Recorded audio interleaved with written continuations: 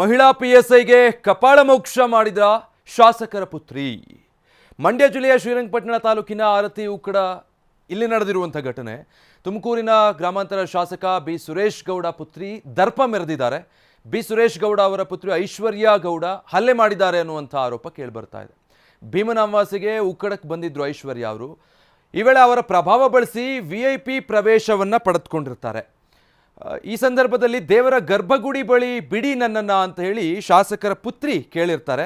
ಆದರೆ ಈ ಸಂದರ್ಭದಲ್ಲಿ ಜನ ಹೆಚ್ಚಿದ್ದಾರೆ, ಸಾಧ್ಯ ಇಲ್ಲ ಅಂಥೇಳಿ PSI ಸವಿತಾ ಅವರು ಹೇಳಿರ್ತಾರೆ. ಯಾಕಂದರೆ ಸಹಜವಾಗಿ ಅವತ್ತು ಹೆಚ್ಚಿಗೆ ಜನ ದೇವಸ್ಥಾನಗಳಿಗೆ ಬಂದಿರ್ತಾರೆ, ಪ್ರತಿಯೊಬ್ಬರನ್ನು ನೋಡಬೇಕಾಗತ್ತೆ. ಹೀಗಾಗಿ ನಾನು ಹೋಗಬೇಕು ಬಿಡು ಅಂತ ಹೇಳಿ ಈ ವಿಚಾರಕ್ಕೆ ಇಬ್ಬರ ನಡುವೆ ವಾಗ್ವಾದ ಶುರುವಾಗಿರುತ್ತೆ. ಈ ವಾಗ್ವಾದ ಹಲ್ಲೆ ಮಾಡೋ ಹಂತಕ್ಕೆ ಹೋಗಿದೆ.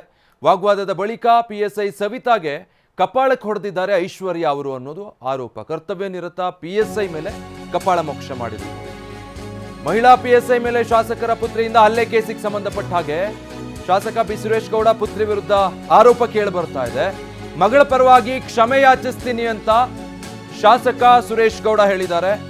ಅಮಾವಾಸ್ಯೆ ದಿನ ನನ್ನ ಮಗಳು ಆರತಿ ಉಕ್ಕಡಕ್ಕೆ ಹೋಗಿದ್ರು, ಮಕ್ಕಳನ್ನ ಕರೆದುಕೊಂಡು ಹೋಗಿ ಸರತಿ ಸಾಲಲ್ಲಿ ನಿಂತಿದ್ರು. ಒಳಗ್ ಬಿಡುವಂತೆ ಕರ್ತವ್ಯದಲ್ಲಿದ್ದ PSI ಕೇಳಿದ್ದಾರೆ. ಆದ್ರೆ ಇದೇ ಸಮಯದಲ್ಲಿ ಇನ್ನೊಬ್ಬರನ್ನ ಒಳಗ್ ಬಿಟ್ರು, ಇವರನ್ನ ಬಿಟ್ಟಿಲ್ಲ. ಅದಕ್ಕೆ ವಾಗ್ವಾದ ಆಗಿದೆ.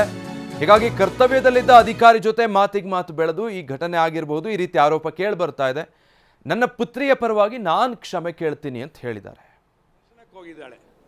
ಅದು ಭೀಮನ ಅಮಾವಾಸ್ಯೆ ದಿನ ನನ್ನ ಮಗಳು ಅಲ್ಲಿ ಉಕ್ಕುಡದ ಮಾರಮ್ಮನ ದೇವಸ್ಥಾನ ಪಾಂಡುಪುರದಲ್ಲಿ ದರ್ಶನಕ್ಕೆ ಹೋಗಿದ್ದಾಳೆ. ಹೋದಾಗ ಒಂದು VIP ಲೈನಲ್ಲಿ ನಿಂತಿದ್ದಾಳೆ. ಎರಡು ಚಿಕ್ಕ ಮಕ್ಕಳನ್ನ ಕರ್ಕೊಂಡು ಹೋಗಿದ್ದಾಳೆ. ಒಂದು 3 ವರ್ಷದ 2 ವರ್ಷದ ಮಗು, ಒಂದು 4 ವರ್ಷದ ಒಂದು ಮಗುನ ಕರ್ಕೊಂಡು ಹೋಗಿದ್ದಾಳೆ. ಚಿಕ್ಕ ಮಗುನ ಕರ್ಕೊಂಡು ಹೋಗಿ ಕ್ಯೂವಲ್ಲಿ ನಿಂತಿದ್ದಾಳೆ. ಕ್ಯೂವಲ್ಲಿ ನಿಂತಿದ್ದಾಗ VIP ಕ್ಯೂವೇ, ಅದು VIP ಕ್ಯೂವಲ್ಲೇ ನಿಂತಿದ್ದಾನೆ. ನಿಂತಿದ್ದಾಗ ಅಲ್ಲಿ ಒಬ್ಬರು ಕರ್ತವ್ಯದಲ್ಲಿರುವಂಥ ಸಬ್ ಇನ್ಸ್ಪೆಕ್ಟ್ರು, ಆ ಹೆಣ್ಮಗು ಕೂಡ ಅಲ್ಲಿ ಕರ್ತವ್ಯದಲ್ಲಿ ಇದೆ. ಇವಳು ನನ್ನ ಮಗಳು ಕೇಳಿದ್ದಾಳೆ, ನನಗೆ 2 ಚಿಕ್ಕ ಮಕ್ಕಳಿದ್ದಾರೆ, ಗಲಾಟೆ ಮಾಡ್ತಾರೆ, 1 ನಿಮಿಷ ಒಳಗಡೆ ಬಿಡಮ್ಮ ಅಂತ ಕೇಳಿದ್ದಾಳೆ. ಅದಕ್ಕೆ ಇವರು ಆ ಹೆಣ್ಮಗು ಸಬ್ ಇನ್ಸ್ಪೆಕ್ಟ್ರು ಬಿಟ್ಟಿಲ್ಲ.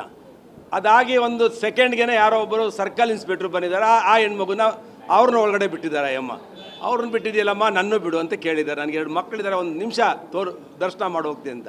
ಯಾವುದೇ ಕಾರಣಕ್ಕೂ ಬಿಡಲ್ಲ ಅಂತೇಳಿ ಏನೋ ಆಗಿದೆಯೋ ಘಟನೆ ಗೊತ್ತಿಲ್ಲ. ಮಾತಿಗೆ ಬೆಳೆದು ನನ್ನ ಮಗಳೇನೋ ಕಪಾಳಕ್ಕೇನೋ ಹೊಡೆದಿದ್ದಾಳೆ ಅಂತೇಳಿ ನಾನು TV ನೋಡಿದೆ. ನನ್ನ ಮಗಳು ಹೇಳಿದು ಗಲಾಟೆ ಆಗಿದ್ದು ನಿಜ ಅಂತ ಹೇಳಿದ್ದು. ದೇವಸ್ಥಾನದಲ್ಲಿ ಯಾವಾಗಲೂ ಶಾಂತಿಗೆ ಹೋಗೋದು, ಗಲಾಟೆ ಆಗಬಾರ್ದಾಯ್ತು. ಅದು ನನ್ನ ಮಗಳು ತಪ್ಪಿದರೆ ನಾನು ಕ್ಷಮೆ ಕೇಳ್ತೀನಿ. ಯಾಕೆಂದರೆ ದೇವಸ್ಥಾನದಲ್ಲಿ ಯಾವುದೇ ಕಾರಣಕ್ಕೂ ನೆಮ್ಮದಿಗೆ ಹೋಗಿ ನೆಮ್ಮದಿ ಹಾಳು ಮಾಡ್ಕೋಬಾರ್ದು. ಆ ಸಬ್ ಇನ್ಸ್ಪೆಕ್ಟ್ರ್ ಏನು ಹೇಳಿದ್ರೋ ಪಾಪ ಗೊತ್ತಿಲ್ಲ ನನಗೂ. ಅವ್ರ ಕರ್ತವ್ಯದಲ್ಲಿ ಇರಬೇಕಾದ್ರೆ, ಒತ್ತಡದಲ್ಲಿ ಇರಬೇಕಾದ್ರೆ ಏನೋ ಅಂದಿರ್ತಾರೆ.